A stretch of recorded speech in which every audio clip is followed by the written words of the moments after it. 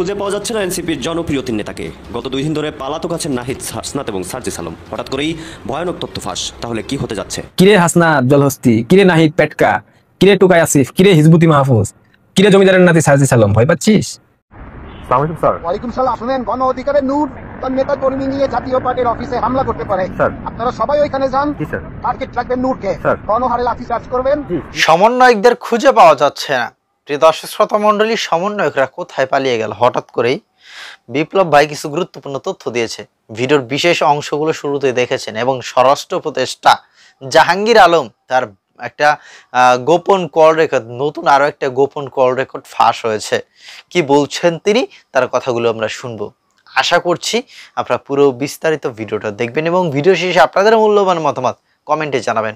চলেন আমরা দেখে আসি এই সমন্বয় হাসনাত আব্দুল্লাহ সার্জিস আলমরা হঠাৎ করে কোথায় উধাও হয়ে গেল। আওয়ামী লীগ ফিরে আসলে তারা কেউ রক্ষা পাবে না, সবার মধ্যেই একটা আতঙ্ক দেখা যায়। অন্যদিকে আবার আওয়ামী লীগ যাতে কখনোই রাজনীতিতে সক্রিয় হতে না পারে এই ধরনের হুমকি সংশ্লিষ্ট অনেক বক্তব্য আমরা দেখি তারা দেয়। এদের মধ্যে ম্যাক্সিমাম সমন্বয়ক, এনসিপি নেতা, পরিচিত মুখ, টকশো বুদ্ধিজীবী, উপদেষ্টাদের নামও রয়েছে এখানে। আমার প্রশ্নের জায়গাটা হলো, এদের এত আতঙ্ক কেন, এত ভয় কেন? আওয়ামী লীগ যদি দোষী সাব্যস্ত হয় তাদের বিচার হবে, এই নিয়ে কোনো মতবিরোধ আমার মধ্যে নাই। কিন্তু একটা বৃহত্তর রাজনৈতিক দলকে রাজনীতিতে একেবারে সক্রিয় হতে না দেবার পেছনের কারণটা আসলে কি? গণ অধিকার পরিষদের বিকাশ রাশেদ কয়েকদিন পূর্বে বলেছে আওয়ামী লীগ ফিরে আসলে তাদের কেউ বাঁচতে পারবে না। আওয়ামী লীগ ফিরে আসলে কেউ বাঁচতে পারবেন না। এবং হাসনাত জলহস্তি রিফাইন্ড আওয়ামী লীগ নিয়ে অনেক বড় একটা স্ট্যাটাস দিয়েছে, ভয় পেয়েছে। এবং পেটকা নাহিদ, সেও বলেছে বাংলাদেশে আওয়ামী লীগের নামে, আওয়ামী লীগের মতাদর্শে রাজনীতি করার কোনো প্রকার সুযোগ নেই। এগুলা কিন্তু বলেছে, তাদের মুখের কথা, এগুলা কিন্তু আমার কথা না। আমার কথা হলো, গণঅভ্যুত্থান কিংবা সরকার পতন সবই হয় সরকারের সীমাহীন দুর্নীতি, জুলুমবাজি, বাক স্বাধীনতা হরণ, একাধিক কারণে, অত্যাচারী শাসক হবার কারণে কিংবা জনগণের সম্মিলিত নেতৃত্বের কারণে কিন্তু কোনো একটা অভ্যুত্থান হয়। সেই ক্ষেত্রে এই তথাকথিত জুলাই অভ্যুত্থান নিঃসন্দেহে সকল মানুষের অর্জন, তাই তো? দায়িত্ব এখানে রাষ্ট্রের প্রত্যেকটা মানুষ। তাহলে বাংলাদেশের তথাকথিত এই অভ্যুত্থান নিয়ে বিপ্লবী মানে জুলাই জঙ্গিদের এত ভয় কেন? সাধারণ মানুষ তো ভয় পাচ্ছে না। ভয়টা এইখানেই, তারা নিজেরাও জানে যে তারা কোনো না কোনো অপরাধ করেছে। দৃশ্যমান অপরাধ আমাদের চোখের সামনে অনেক কিছুই আছে, বাট তাদের কাছে তো তারা জানে, মন থেকে তারা বুঝে তারা অপরাধ করেছে। তাহলে সেই অপরাধগুলা কি? তারা যেগুলা করেছে, দেশ বিরোধী ষড়যন্ত্র, দেশের বিরুদ্ধে লড়াই, নাকি কয়েক হাজার পুলিশ হত্যা? তার মানে তারা এটাও জানে আজ বা কাল হোক আওয়ামী লীগ ফিরবেই। কারণ মানুষ যখন জানতে পারবে সরকার পতনে জড়িতরা ষড়যন্ত্রকারী এবং দেশদ্রোহী, তখন তাদের প্রতি মানুষ মুখ ফিরিয়ে নেবে, থুথু মারবে। অলরেডি তারা থুথু মারতে শুরু করেছে, অর্থাৎ সাধারণ মানুষ এই টুকাইদেরকে থুথু মারতেছে। এবং ইতিমধ্যে আপনারা খেয়াল করেছেন, সমন্বয়ক জঙ্গি হাসিব বক্তব্য দিয়েছে, মেট্রো রেলে আগুন না দিলে, পুলিশ হত্যা না করলে এই বিপ্লব অর্জিত হতো না।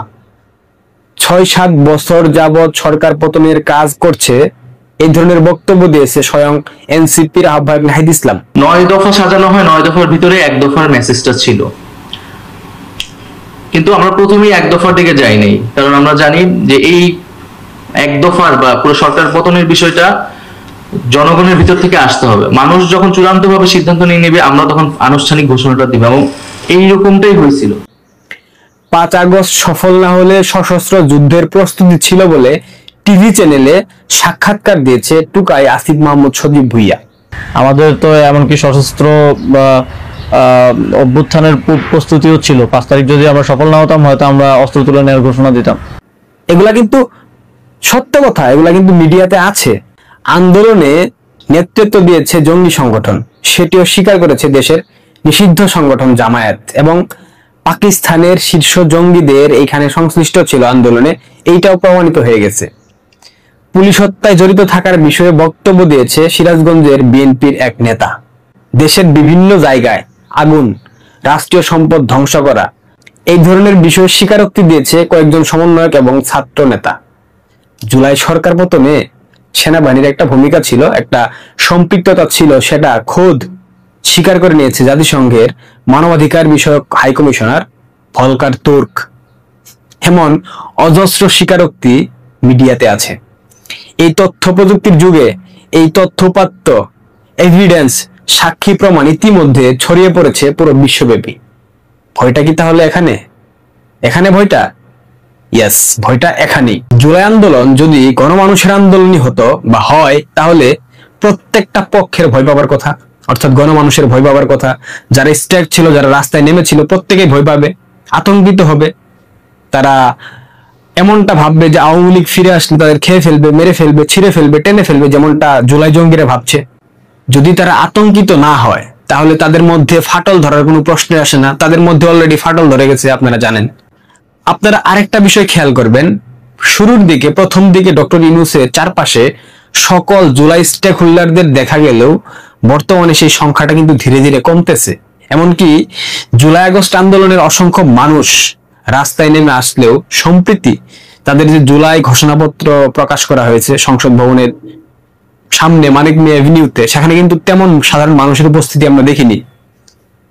5 আগস্ট চিন্তা করেন আর সেই জুলাই ঘোষণাপত্রের দিন চিন্তা করেন, আকাশ পাতাল পার্থক্য।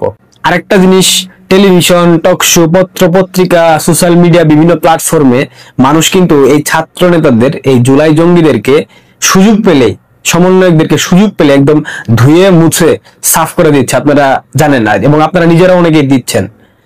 তাহলে সরকার পতনের নেতৃত্ব দানকারীরা যদি কোনো অপরাধী না হয়, তাহলে ভয়টা কিসের? কিসের ভয়? কিসের ভয়? এই প্রশ্নের উত্তরটা জানেন? ভয় কি ভয় আমি আপনাদেরকে এখন বলি।